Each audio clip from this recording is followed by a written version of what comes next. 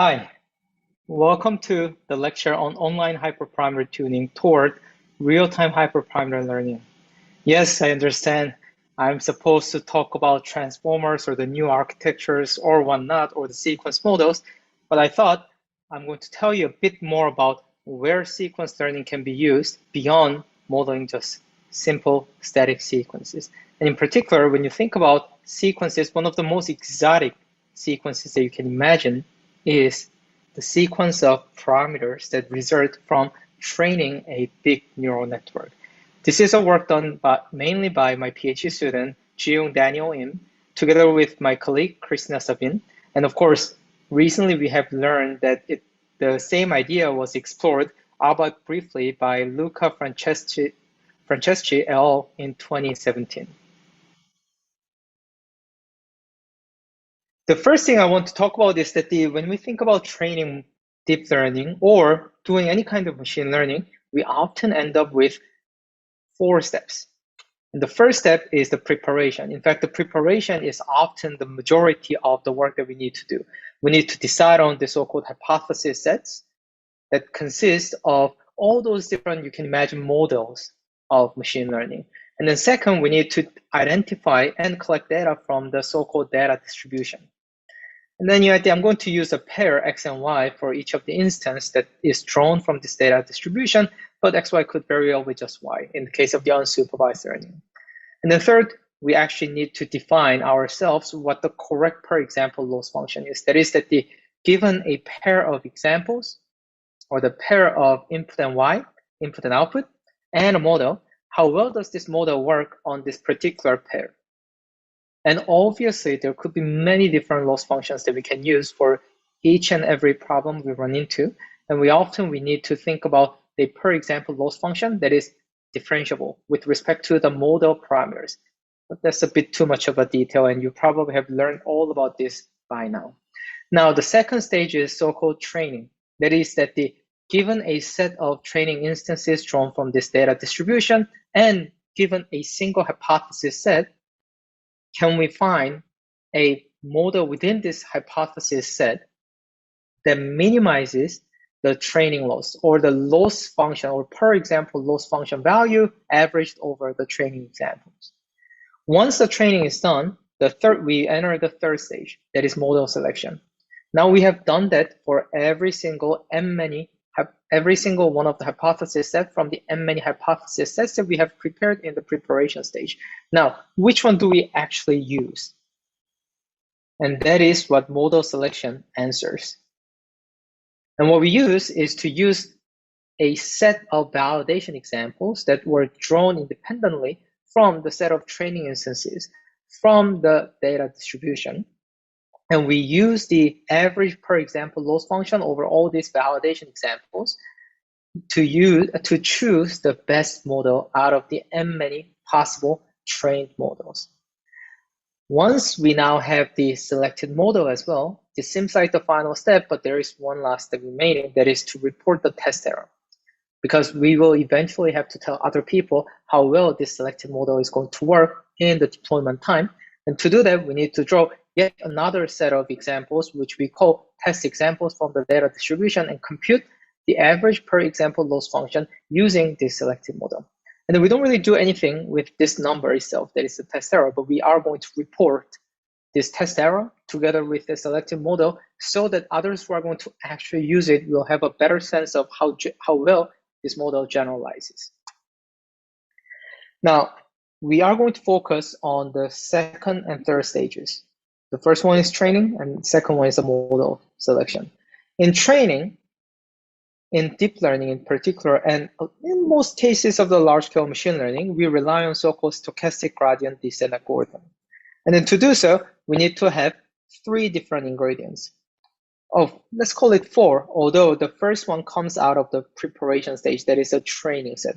So we have a set of training examples, and then we need to have a classifier within a single hypothesis set that is parameterized with the parameters theta. So what that means is that this hypothesis set tends to be infinitely large, i.e., we are talking about the hypothesis space.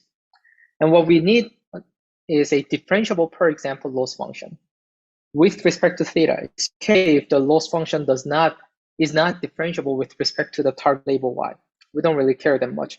But this loss function together with the classifier f must be differentiable with respect to theta. Otherwise, things get a bit hairy and complicated. Although that doesn't mean that it's impossible. We're trying to avoid having to solve any kind of combinatorial optimization problem.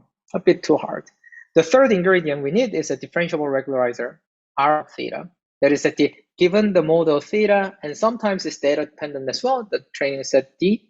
Now, what is the right way to constrain the capacity of this model in order to avoid the problem of overfitting?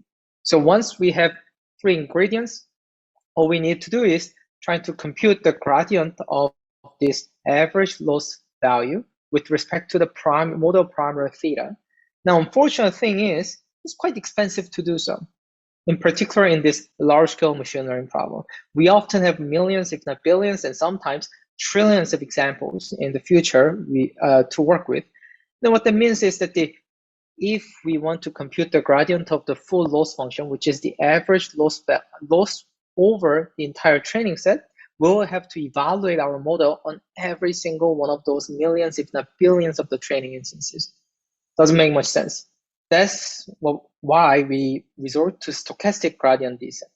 That is, we're not going to use the entire training set they train, but we're going to use a very small subset of this training set at each time step, where the time refers to the time of the SGD update. So what we do is, to given a large training set, we're going to randomly sample a subset, very small subset that is called mini batch from this large training set, compute the gradient of the model parameters using one example at a time within this mini batch, and then average them. And then that is going to be our estimate of the gradient of the so-called total loss function, or the loss function computed in the entire training set. And of course, we do have a regularizer, so we have to compute the gradient of the regularizer with respect to the theta, that is the model parameters. Then once we do that, we just sum them all, and then that is going to be direction that we want to take in order to lower the training loss on expectation. It's on expectation because we're using only a small amount of training instances. And in doing so, there are two very important hyperparameters.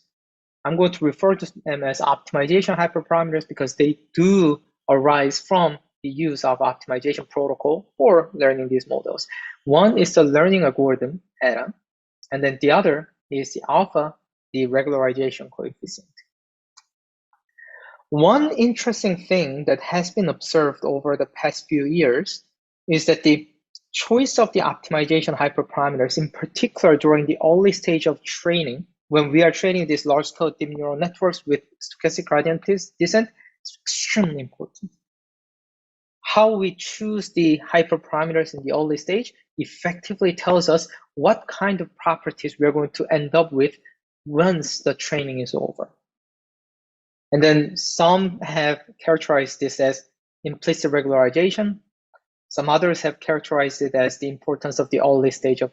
And then there's a stream of papers coming out telling us that the learning dynamics, or the choice of the hyperparameter, optimization hyperparameters, is extremely important and does impact what kind of solution we end up with. What that means is that the optimization hyperparameters determine the hypothesis set itself. Let's just talk about it once more. Depending on how you choose your learning rate, the solutions that you're going to get will have a particular properties. This sounds a bit weird because if you think about the stochastic gradient descent or learning or iterative learning in general as having some kind of Markov chain, it really shouldn't have this kind of issue. Why would the beginning, or why would the choice of the learning rate at the beginning tell us what kind of solution we're going to get? It turned out that empirically this is very true, and that under certain assumptions we can build up a theoretical models that explain this kind of behavior, although it is actively researched area. So what we are saying, or what we're going to do here is that all right, so we're not going to talk too much about the other hyperparameter, such as the number of neurons or the number of layers in this talk, but we're going to focus very much, if not entirely, on the optimization hyperparameters for the third stage model selection. So before going into talking about the optimization hyperparameters alone, let's just talk about the model selection in general. How do we often solve the problem of model selection? It turned out that we solve model selection just like how we solve learning or training with optimization. Instead, we've been using so-called black box optimization. That is, given a set of validation examples coming out of the preparation stage, that is a stage 1, we are going to run the entire training process for each of the hypothesis set. And then each of the hypothesis set corresponds to a single configuration of the optimization hyperparameter, which I'm going to use lambda here. And then once I run the training all the way, I can evaluate this resulting model on this validation set and see how well this is supposed to generalize. And what do? We're going to pick the hypothesis set or the corresponding hyperparameter configuration that led to the lowest validation loss. And then we often solve it as black box optimization algorithm because we don't really care about how training is done. All we are going to do is pick a hyperparameter configuration and then run the training, evaluate it, and then just get a single scalar that tells me how good this hyperparameter configuration is. And then we do it over and over until we find one hyperparameter configuration that is very good. And then that is what we say by black box optimization. And one of the most popular, if not dumbest, way to solve this problem is so-called grid search. So given this gigantic space of hyperparameters, often are continuous, I'm going to just go to the continuous hyperparameters. We're going to just make a uniformly spaced points and then try out every single one of them and then pick the one that has the lowest validation loss. This is pretty much standard. And then how do you know it's standard? Because it's available in scikit-learn. It's extremely easy to use. Now, unfortunately, we all know that this approach does not scale well with the number of hyperparameters. You all have heard about the curse of dimensionality, right? The volume of the space grows really, really quickly as the number of dimensions grows. So instead, in 2012, James Bergstraw and Joshua Benjo, both of which were at Montreal. Now James is in Toronto, as far as I can tell, and then Joshua is still in Montreal. So they wrote a paper saying that in deep neural networks, we have a lot of hyperparameters. You can imagine that every single parameter is going to have its own unique learning rate, in which case we're going to have millions, if not billions, of the hyperparameters. Even if we say that we are going to have separate hyperparameters that for each of the layers, that's already tens or if not hundreds of the hyperparameters very easily. So what that means is that we can't really rely on grid search, in particular when we have severe limitation on the computational resources, unless you work at Google or Facebook. So they said that, okay, let's just try random search. We're going to simply select a small set of points or draw a small set of hyperparameter configurations from the uniform distribution. And then we'll just evaluate them and then pick the one that has the lowest validation error. It turned out it works amazingly well. But again, whenever people tell me that the random search or the random blind unguided search works well, we can always tell them back that we can do better. And in the case of the black box optimization, already from 90s, if not 80s, people have known what is the right thing to do instead of relying on pure chance. And then there is this group of the algorithms are often referred to as sequential model-based optimization. As the name suggests, it's a sequential process. So we're going to try one hyperparameter configuration at a time. And it's model-based. We are going to build a model of how this objective function looks like. So we're assuming that the whole training process and the evaluation of the validation loss is black box. However, we're going to have a surrogate model that is trying to mimic the true loss function or the objective function as close as possible. And then it's optimization. So we are going to use this model in order to optimize the original black box optimization problem. So let's look at how it looks like. So we start with, let's say, a couple of the observations. And then given that observation, we can now fit our model. And then one of the important things, or perhaps the most important thing about fitting this model, or choosing or designing this model, is that this model has to not only give us the prediction on what the value would be given a new hyperparameter configuration, but this model should tell us how confident the prediction is. Because this trade-off between the confidence and the prediction is how we're going to explore the space as efficiently as possible. And then given this prediction, so the mean and the variance, we are going to figure out what should be the next point that we need to try. And then because each time we need to retrain the entire neural network and evaluate the neural network on the validation set, we want to choose very few of them very, very cleverly. And then that's the whole idea of the sequential model-based optimization. I highly recommend you to look into the brochure L 2010 for a great tutorial on this topic.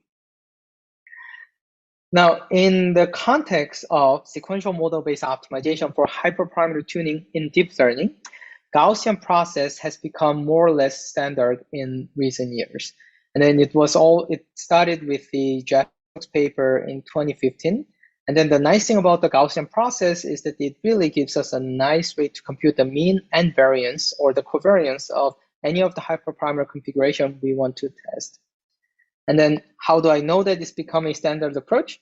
Because it's implemented in Scikit-Optimize, and you can use it really nicely, or really, really conveniently with scikit-learn.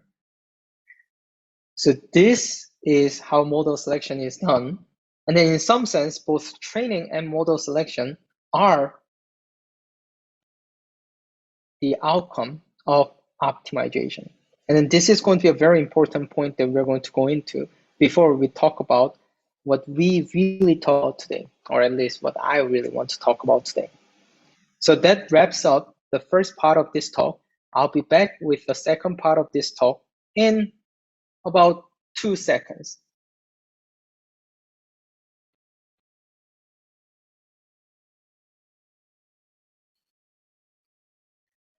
All right, has 2 seconds have passed? I'm pretty sure it has. So now, before we move on to a meaty part, we need to still talk about a bit more of the conventional way to do model selection or to tune hyperparameters.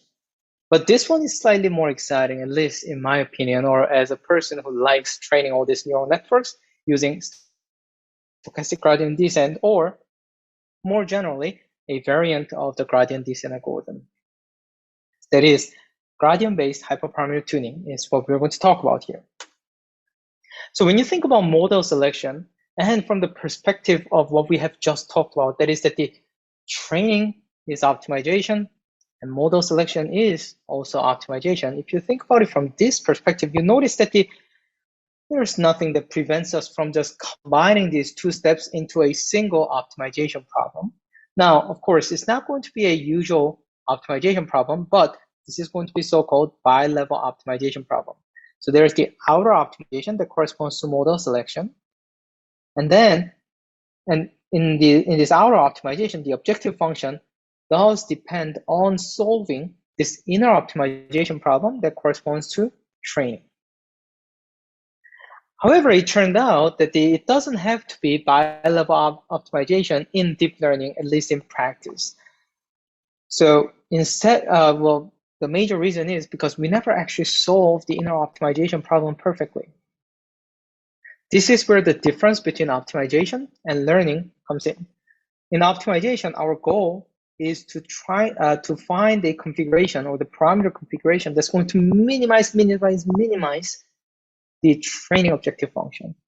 On the other hand, in learning, when that happens, we call that an overfitting. Now, however people talk about the double descent or whatnot, we do not want to solve the optimization problem too well.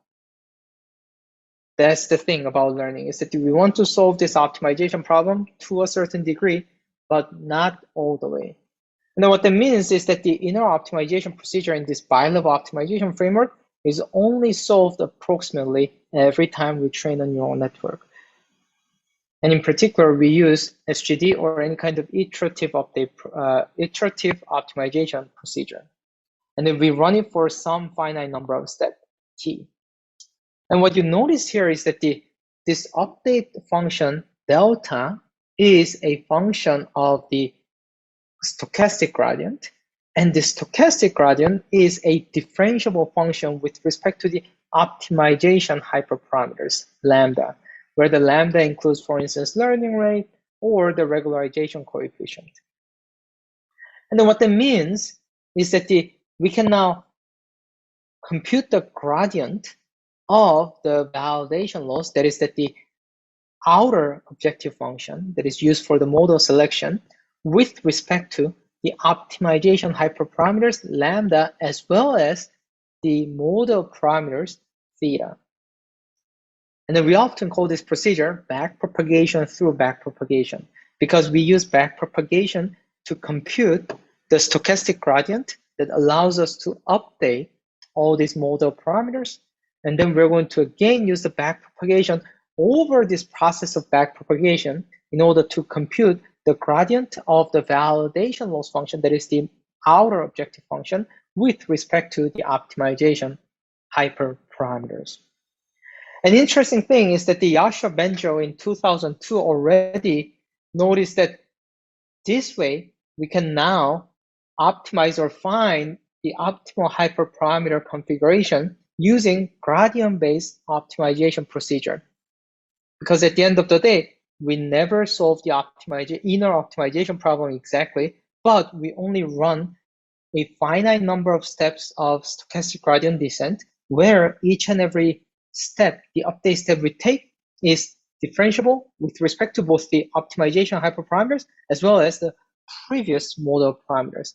That is, we can collapse the inner and outer loops into one optimization problem that you are seeing on the screen as I speak. As we speak, as I speak, yes, either is fine. Again, what this tells us is that all we are solving, even when we solve the problem of model selection, is the optimization problem, and then it just turned out that the objective function is a gigantic, extremely expensive function to compute. But other than these computational issues, there's nothing that prevents us from using the gradient-based optimization procedure for this. Now, of course, that doesn't mean that the computation does not prevent us from doing so. In fact, what I wanted to say is that the computation is the thing that prevents us from using gradient-based hyperparameter optimization method. And one of the reasons why it's very expensive is because we need to compute the Hessian, well, in fact, it's a plural, Hessian matrices. Every time we update or compute the gradient, well, let me rephrase. This is actually pretty confusing. So every time we apply the stochastic gradient update to the model parameter, what that means is that we now need to be able to compute how the change in the parameters were affected by the previous parameters. That is what is written there. That is that we need to look at the temporal Jacobian of the stochastic gradient update procedure itself. And in doing so, we have to look into the Hessian of the mini-batch loss function that is being computed. And then we have to do that for every single SGD update in stochastic gradient descent-based training of the entire network. And you can see how expensive it can get. Just approximating a single step doesn't really save us because we gotta do it every single step of the way. And then when we train this neural network, how many updates do we often use? Hundreds of thousands, if not millions, if not tens of millions, if not billions. All those amazing number of updates, we have to compute the Hessians along the way. This is not that great. So that's the reason why we need some kind of approximation in order to use gradient-based hyperparameter optimization. There are three major ways to do so. One is that we truncate the inner optimization trajectory. That is, we're going to say the optimal hyperparameters for optimal hyperparameters for training a neural net for a very small number of steps are probably going to be the optimal hyperparameters for training a neural net for very, very many steps. Second approximation strategy is to use so-called implicit function theorem. And then this can be approximately understood from the perspective of truncated backproof time. That is, we're going to go all the way in the forward pass, so we're going to update the model over and over, but then at the very end, we're going to make an assumption that this objective function that has been minimized so far using this stochastic gradient descent is extremely well behaving. And if we assume that it's extremely well behaving, we probably don't need to consider every single step along this learning trajectory, but we can just use this extremely well behaving property of the objective function itself. So we can think of this as, instead of backpropagating through backpropagation all the way, we're going to only backpropagate small number of steps of the backpropagation procedure. The third strategy is to use the optimizer that is reversible. What that means is that we're going to go through the forward step, and then we're going to come back in the reverse step. So there is a backprop through backprop step. But by using a particular variant of the iterative optimization algorithm, we can avoid saving all those intermediate steps. And also we can avoid computing the Hessian exactly every time.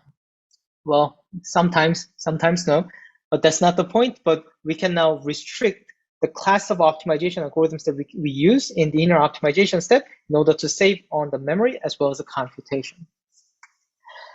Now, when you look at the paper by Lorraine et al. From last year, if I remember correctly, yes, from 2020, there is a very nice table that summarizes all the recent and also old attempts at trying to solve or trying to make some trade-off between computation and exactness for the gradient-based hyperparameter optimization. And then this table is one of my favorite tables. I have annotated a bit on the left, but generally so, it really tells us about what are the things we can do in order to make the best trade-off for a given context, and also what are some of the limits we can get to by just looking at these equations. And I highly recommend you to take a look at this paper for that. However, I want to tell you one thing. All these are what people have done so far. And then today, we're going to look at some new way to do gradient-based hyperparameter optimization. And just like before, this is the end of the second part. I'll be back in 2 seconds.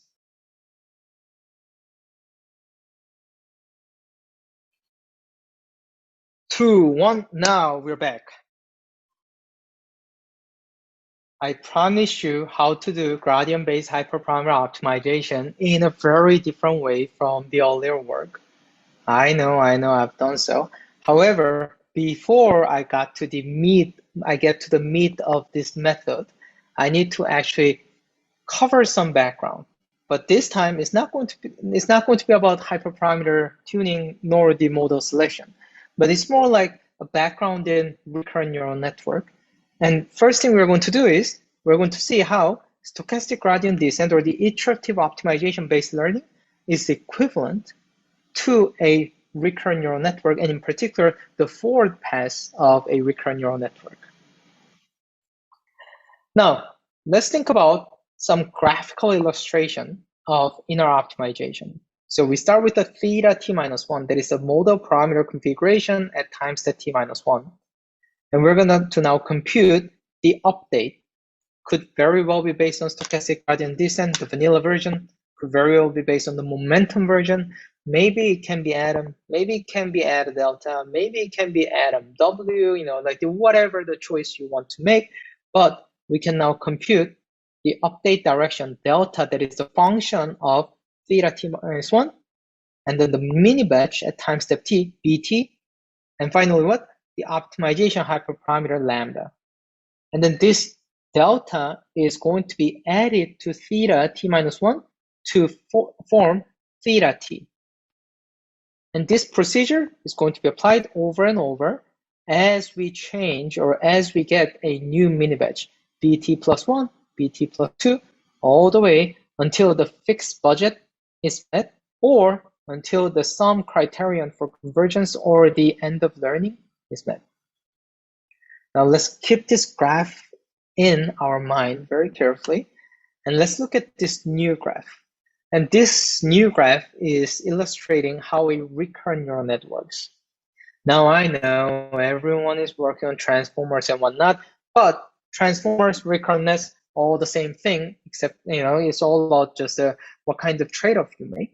But here we're going to look at a recurrent neural network because the trade-off a recurrent neural net has made, that is that trying to make sure that the memory use or the memory requirement is constant with respect to the number of steps that has been taken, is very, very useful and important in this case. Anyhow, there was too much of the preamble there. So let's look at the recurrent neural network. We start with the ht-1, that is the previous hidden state or the memory state of the recurrent neural network. And then we have the recurrent transition function g that takes as the input h, t-1, and xt, that is the new input at time step t. Of course, this transition function does not appear out of thin air, but it is parameterized with its own parameter theta. And this g, the recurrent transition function, is going to output the memory state or the hidden state at time step t, that is the next time step. And this g is applied over and over and over as it receives a newer input, xt plus 1, xt plus 2, xt plus 3, and on until the stream of the input is all consumed. And then G could very well be LSTM, GRU, or whatever the recurrent transition function of your favorite. So it looks like these graphs, in fact, look exactly the same. In fact, it has to, because I just copied over one of them for the other, changed the color, and then changed the symbols. That was about it. So what that means is that in fact, there is an equivalence between learning a neural network and running a recurrent neural network. So learning a neural network using iterative optimization procedure is equivalent to running a recurrent neural network over the stream of inputs.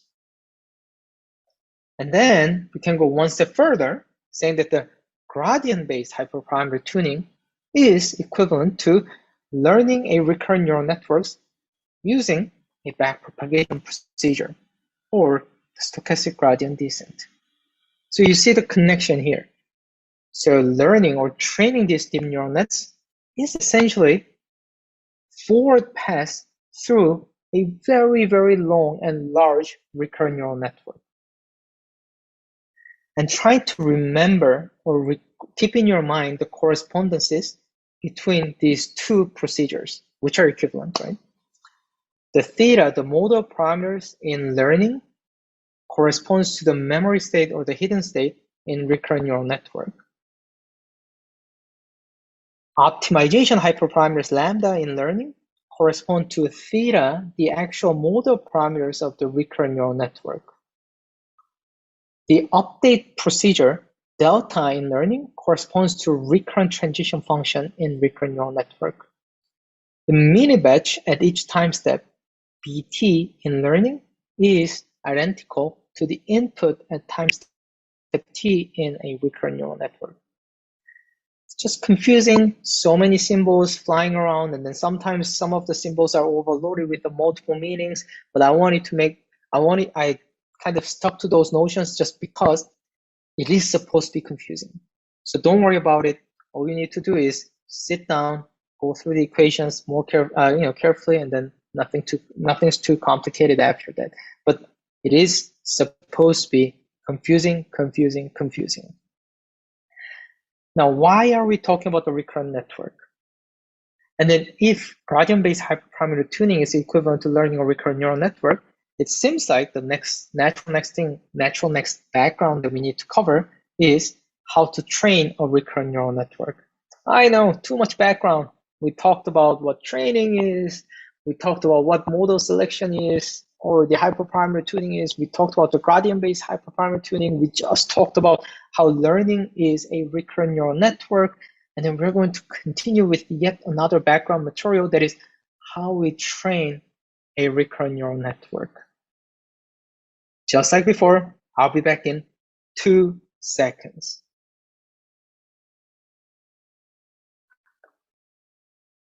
And 2 seconds have passed. Welcome back.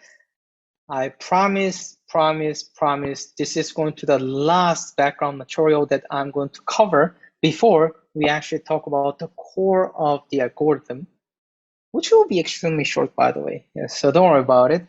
And this is, in fact, one of the most fascinating topics in recurrent neural network. And if you want to learn more about it, try to look at our review paper that was just published last year at Journal of Machine Learning Research that was led by Owen Marshall, who's a PhD student at NYU Center for Neurosciences. Now, we want to know how to train a recurrent neural network. And what recurrent neural network often does is to get a sequence of input, and then at every time step, it's going to try to predict the corresponding output. And what we want is that we want our recurrent neural net F, which I'm going to call it as a readout network, to be able to correctly predict the target Y. Now, what we now here have is that the recurrent transition function that we have seen in the previous part, but we're going to add in a so-called readout function on top of that in order to turn the hidden state HT into the prediction YT. And what we want is for that prediction YT to match the ground truth prediction YT. Just like any other learning, we now have a per example and per step loss function that is differentiable with respect to, together with F, the readout and the recurrent transition function, the parameters theta, and the previous time steps memory state HT minus 1. And once we have that, we simply sum all those per step loss functions and then call that a total loss function. This is fine, you know, whether we call it total loss, average loss, sum loss, or whatnot, but let's say that's going to a loss function. But the important point is that this loss function is decomposed into the sum of the per step loss functions. Then what do we need to do? We need to compute the gradient of this per example loss function. Is a sequence, right? So per sequence loss function with respect to the network parameter theta. And it turned out that there are 2 ways to compute this. Well, in a sense, right, it's just a one way, but we can always rearrange all those summations because we have sum of the t terms. And then for each of the term, we need to compute its gradient with respect to the model parameters.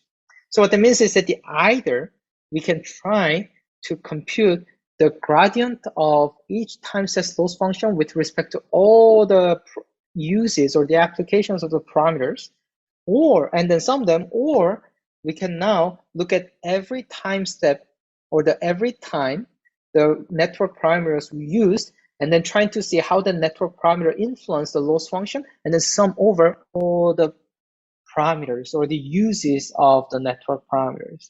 So it's a bit confusing, but once again you write it down yourself, it becomes extremely straightforward to see.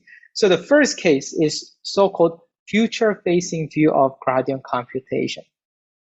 So here, we're going to go through each and every time the parameter theta was used. So we're going to use the time index marker S.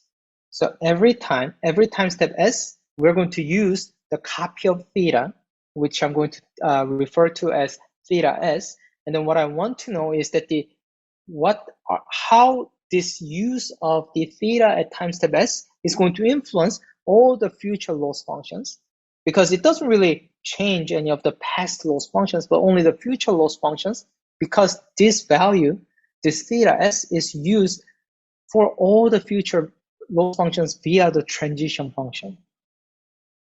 So that's why we call it future facing.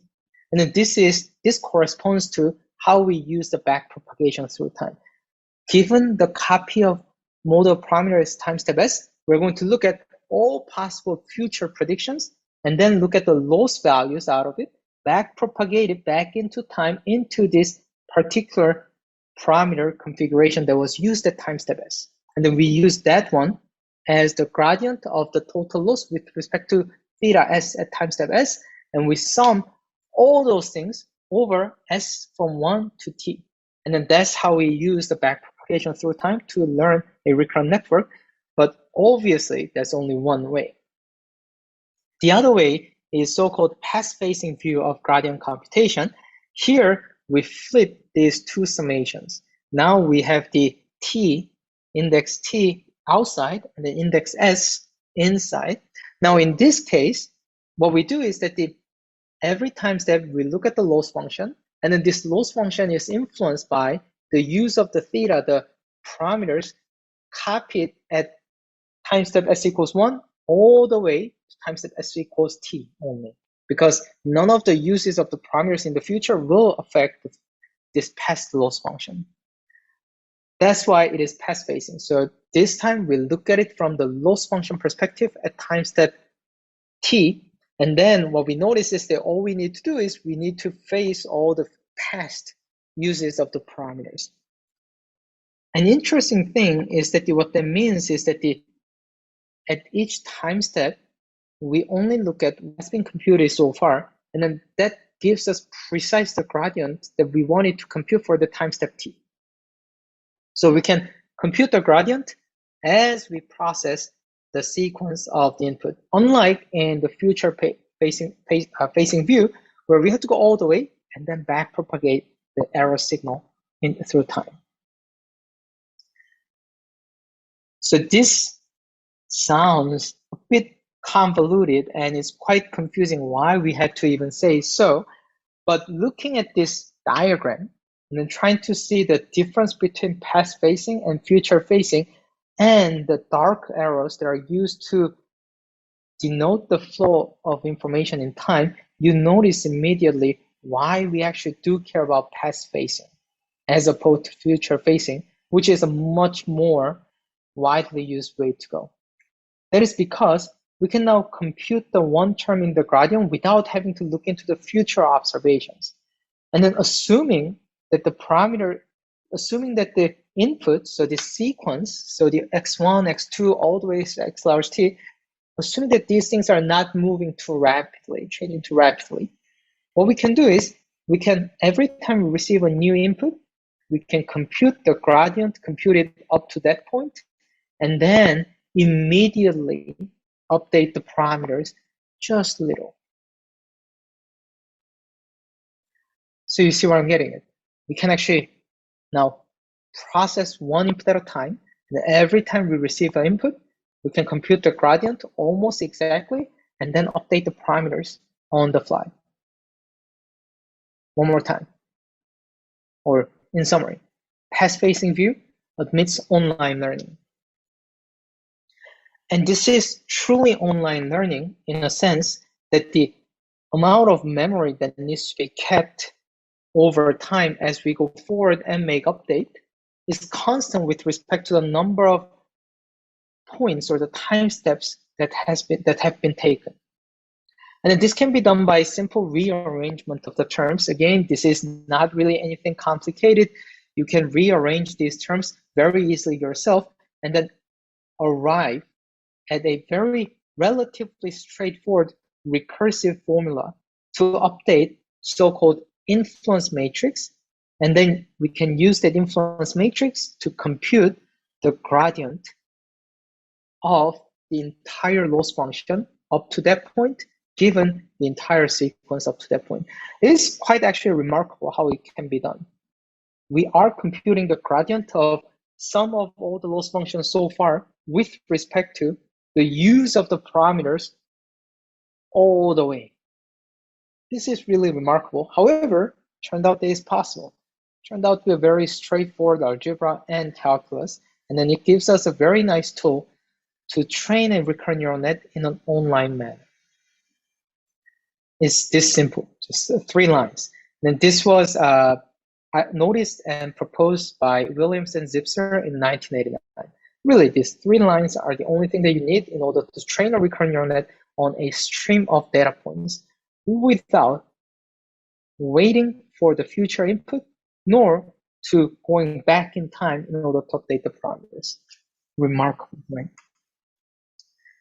Unfortunately, it's not really widely used in practice. If you have heard about it, you probably heard it from some book or paper, but without any actual examples. If you haven't heard about it, there's a big good reason why you haven't, because it is really, really expensive. The memory complexity, nominally saying, is ON cube, where n is the number of neurons or the number of units in the layer in the memory of recurrent neural network. Now, where do we get the n cube? We often have the fully connected layer in recurrent neural network. Of course, we can make a, let's say, layered version, convolutional version, whatnot. But let's say, we're going to make a fully connected single layer recurrent network. The number of parameters is going to be ON squared. And then the size of the influence matrix M should be the N, that is the number of the neurons by the number of parameters. Thereby, we end up with the ON cube memory complexity. And then the entire influence matrix needs to be updated every time. So the computational complexity is also at least ON cube. That's a bit unfortunate. And then that's the reason why it has not been used widely in practice. However, what if the number of parameters were constant with respect to the size of the network? Then suddenly the memory complexity becomes ON, and then also learning complexity becomes reasonably manageable. And this is the thing that I want you to keep in your mind for the next 2 seconds until we start getting into the actual core of the algorithm that I wanted to talk about today. I'll be back in 2 seconds. All right, welcome back. 2 seconds tend to pass by really, really quick these days for you, but these 2 seconds have been enough time for me to refresh and everything. So finally, we're getting to the core of today's presentation. And you'll be surprised, or perhaps some of you may have already noticed where I was getting it. That is that if we combine the idea of the online learning of a recurrent neural network and gradient-based hyperparameter tuning by noticing that learning a neural network is equivalent to running a recurrent neural network, you naturally end up with this idea or the concept called online hyperparameter tuning. Let's just go back to what we talked about. Recurrent neural net feeding it forward is same as training a one neural network. Training a recurrent neural net is same as training this neural net multiple times and then figuring out the right optimization hyperparameters. So then we can now use this real-time recurrent learning that you have just learned for hyperparameter tuning. Because learning a neural network is just a recurrent neural network, so as we observe new parameter configuration coming out of the running this recurrent neural network, we can simultaneously update the optimization hyperparameters lambda together using this idea of real-time recurrent learning. And then, in fact, there's nothing that changes from real-time recurrent learning for a recurrent neural net to real-time recurrent learning for hyperparameter tuning. We can, in fact, just update the hyperparameters on the fly. Now, obviously, this Jacobian of the new model parameters theta t with respect to theta t minus 1 contains an expensive Hessian. That is true. However, we only need to evaluate it just once.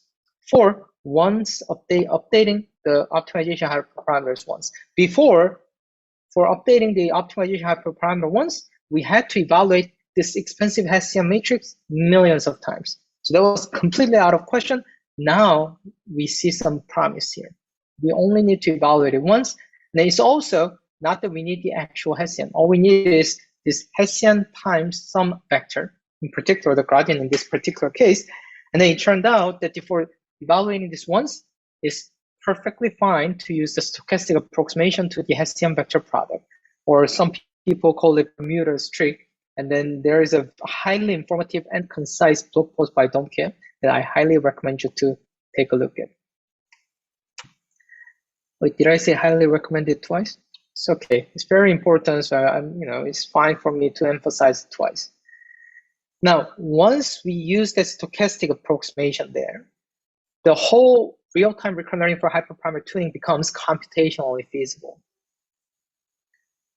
Because the size of the influence matrix, which was the issue, right? The issue that this matrix has the n cubed number of entries suddenly becomes O(n). Why is that? The number of the optimization hyperparameters tends to be significantly smaller than the number of parameters, and square of that doesn't really affect the size of this influence matrix. So suddenly it's actually pretty doable. Furthermore, there are some approximations to real-time recurrent learning that are computationally cheaper, such as the unbiased online recurrent optimization, or URO, by Talek and Olivier from 2017. So if you want it, we can make it even cheaper by going this route of the computationally cheaper unbiased approximations. And from here on, everything is relatively straightforward. It's these 3 lines of the code plus this stochastic approximation part, which is also not that complicated, about 8 lines in PyTorch and probably like 25 lines in TensorFlow, but it's okay. All of them are pretty manageable. And this approach of the real-time recurrent learning for hyperparameter tuning has 2 major properties. One is that it's fully online. We don't really have 2 different rates of update for modal parameters and optimization hyperparameters. Both of these are updated simultaneously. So it is fully online. And the second property is that it's almost exact. Assuming that we use a small enough meta learning rate, so learning rate that is used to control how much update we make to this lambda at each time step, it's almost exact. So it's actually pretty awesome. It is not really easy to come up with a hyperparameter tuning algorithm that has both of these properties. And obviously, unsurprisingly, we weren't the first to come up with it, but Luca was able to come up with this idea in his 2017 paper. And I was reading his paper only after we put this paper online. And I noticed that all these equations in their paper, in one particular section, looked way too familiar. And then what you notice is that this is exactly how you use RTRL, real-time recurrent learning, for online hyperparameter optimization. For our credit, oh my God, I never knew that I was going to say such a term, but for our credit, we did much more extensive exposition of the method and also experimentation of the method, so that we know now with certainty that this online hyperparameter optimization using RTRL actually works when we use it for training a feed-forward neural network. But we are all talking about machine learning and deep learning. Even if the algorithm looks pretty much perfect from a theoretical ground, as well as intuition, as well as based on our intuitive sense, what good is an algorithm if it actually does not result in good empirical results? So again, in 2 seconds, we're going to come back and talk about how well this algorithm works.